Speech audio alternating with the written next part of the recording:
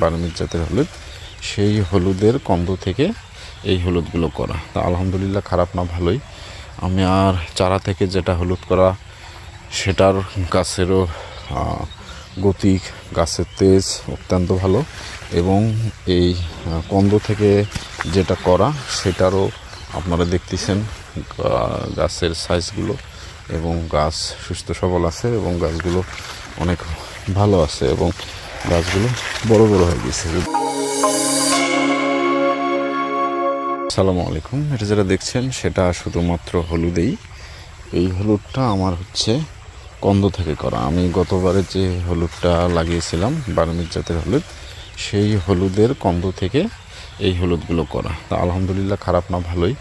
আমি আর চারা থেকে যেটা হলুদ করা সেটার গাছেরও গতি, গাছের তেজ অত্যন্ত ভালো, এবং এই কন্দ থেকে যেটা করা সেটারও আপনারা দেখতেছেন গাছের সাইজগুলো, এবং গাছ সুস্থ সবল আছে, এবং গাছগুলো অনেক ভালো আছে, এবং গাছগুলো বড় বড় হয়ে গেছে। যদি আমি দেখাই তাহলে দেখেন গাছগুলো হলো বড় বড় হয়ে গেছে, এবং এখান থেকে এই যে কিছুদিন আগে এখানে হলো গোড়ায় আবার মোটেও তুলে দেওয়া হয়েছে, যাতে হলো গাছগুলো যে ছোটো ছোটো চারা বের হবে, যা হলুদগুলো এগুলো যেন হলো বাইরে বের হয়ে না থাকে, তাহলে হলুদের সাইজগুলো ভালো হবে না, এবং হলুদও ভালো হবে না। এই জন্য গাছের গোড়ায়, হলুদ গাছের গোড়ায় মাটি দেওয়াটা অত্যন্ত হলো জরুরি।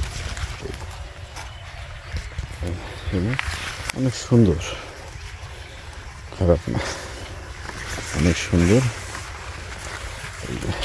দেখাই এটারও মিস্ত্রি যদি এখন হলুদের গাছের গোড়ায় যথেষ্ট পরিমাণে মাটি দেওয়া,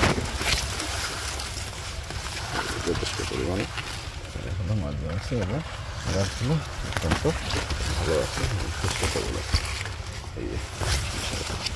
তো আপনাদের বাসায় যদি এরকম পতিত কোনো জায়গা থাকে, সেখানেও আপনারা এইভাবে হলুদ লাগাইতে পারেন, সেটা কন্দ থেকে হোক বা হলো চারা থেকে হোক। তো ঠিক আছে, ভালো থাকবেন। আসসালামু আলাইকুম।